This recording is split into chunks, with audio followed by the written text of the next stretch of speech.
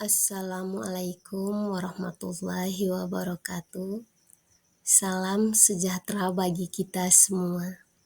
Saya Siti Sahara Bule, SPD GR, calon guru penggerak Angkatan 11, bekerja di SMK Negeri 1 Aisesa Selatan, Kabupaten Nagekeo. Dengan fasilitator Adi Silwanus Wali, SPD, dan pengajar praktik Hizbullah HR SPD. Pada kesempatan ini, saya akan memaparkan tugas koneksi antar materi modul 1.2 tentang kesimpulan materi modul 1.2,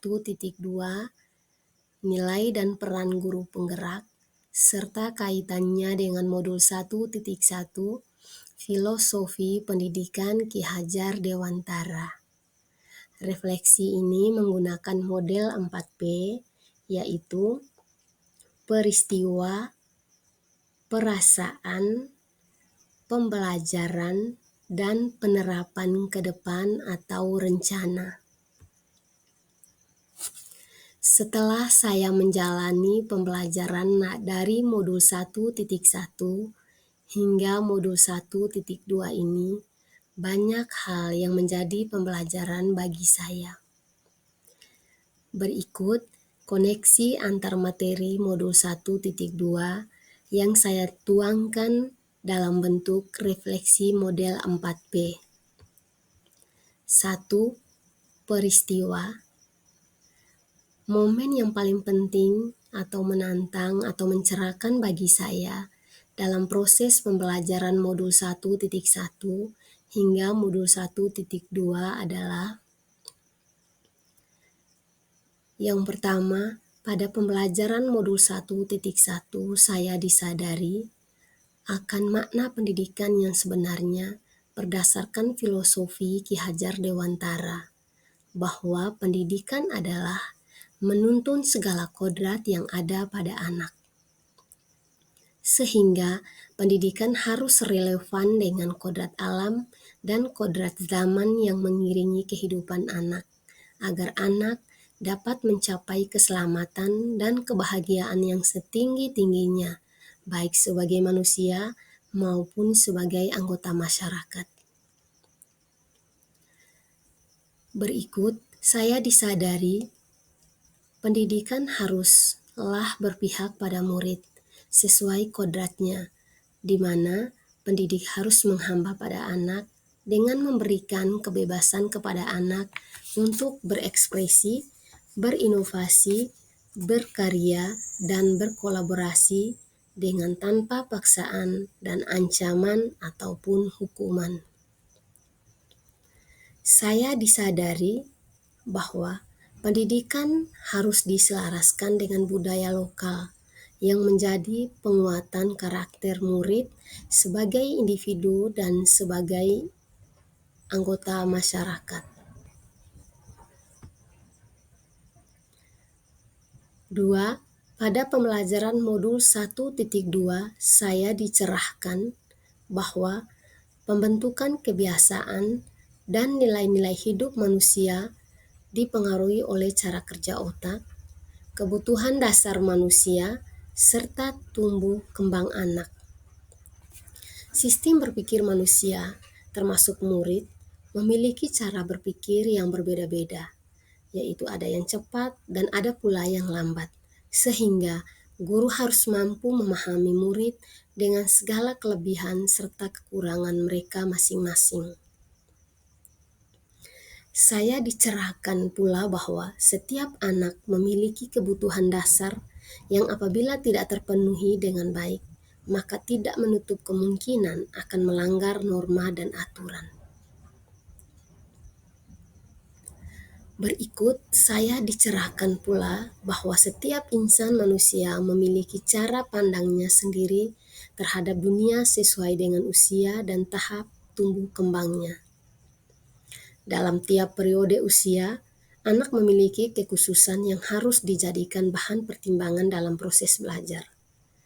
Sehingga pembentukan kebiasaan dan nilai-nilai hidup seorang anak dipengaruhi oleh peran besar dari orang tua, guru, dan lingkungan sekitar sesuai dengan usia dan tahap tumbuh kembang anak serta selaras dengan kodrat yang anak miliki.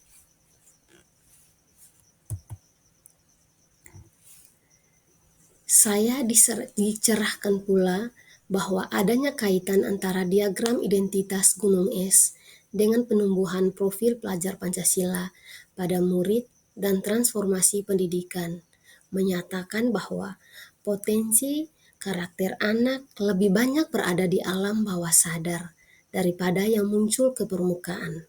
Sehingga hal tersebut membuat saya sebagai guru lebih tergerak untuk mendesain dan menerapkan pembelajaran berdiferensiasi sehingga target untuk menumbuhkan profil pelajar Pancasila pada murid secara intensif dapat dilaksanakan. Saya dicerahkan pula bahwa peranan nilai sangat penting dalam kehidupan tingkah laku sehari-hari. Maka, penting bagi seorang guru penggerak untuk bisa memahami dan menjiwa nilai-nilai dari seorang guru penggerak dan nilai-nilai yang diharapkan bertumbuh dan menubuh pada guru penggerak yang akan menguatkan peran guru penggerak di komunitas sekolah untuk mencapai pembelajaran yang berpihak pada murid sesuai kodrat alam dan kodrat zaman. Kaitan antara modul 1.1 dan modul 1.2 yang saya pahami adalah materi dari kedua modul memberi pemahaman untuk mewujudkan pembelajaran yang berpihak pada murid. Pada modul 1.1, pendidikan adalah proses menuntun segala kodrat yang ada pada anak agar mereka dapat mencapai keselamatan dan kebahagiaan yang setinggi-tingginya, baik sebagai manusia maupun sebagai anggota masyarakat. Sedangkan pada modul 1.2 memuat tentang nilai-nilai dan peran guru penggerak untuk mewujudkan pembelajaran dan ekosistem pendidikan yang berpihak pada murid. Yang kedua, perasaan. Saat momen itu terjadi, saya merasa seperti bagaikan ada cahaya yang bersinar, mencerahkan dan menyadarkan pikiran saya yang selama ini berada dalam kesuraman, di mana saya belum memahami makna pendidikan yang sebenarnya. Sehingga saya merasa bersyukur dan bangga memiliki kesempatan untuk mengikuti pendidikan guru penggerak, sehingga saya memperoleh pemahaman akan makna dan maksud pendidikan yang sebenarnya. Saya dapat mengetahui nilai-nilai dan peran guru penggerak untuk mencapai pendidikan yang berpihak pada murid dan tentunya untuk menggapai tujuan pendidikan nasional. Yang ketiga, pembelajaran. Sebelum momen tersebut terjadi, saya berpikir bahwa pendidikan adalah proses mendidik murid dari yang tidak tahu apa-apa menjadi tahu, sehingga saya mengharuskan anak untuk menerima segala materi yang saya ajarkan sesuai capaian kurikulum. Sekarang, saya berpikir bahwa ternyata anggapan saya tidak benar, karena sesuai dengan pemikiran Ki Hajar Dewantara bahwa seorang anak atau murid telah memiliki kodratnya masing-masing sejak lahir, sehingga tugas saya sebagai guru menuntun murid sesuai kodrat atau potensi yang telah dimilikinya.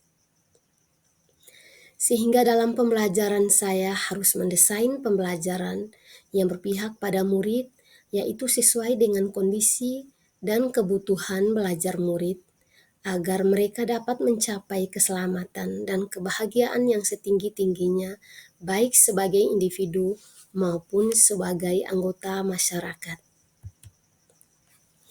4. Penerapan ke depan atau rencana.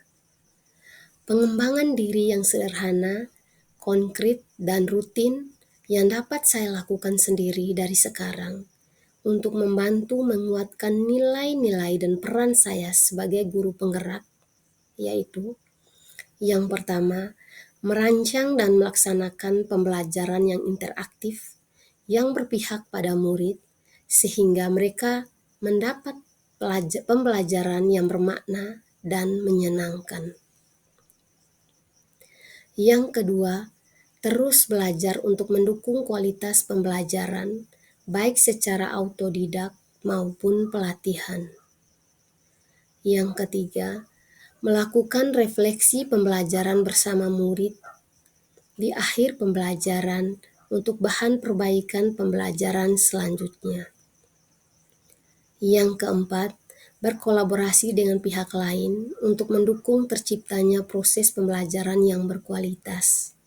Dan yang terakhir, menemukan ide-ide baru untuk menciptakan pembelajaran yang aktif dan menyenangkan.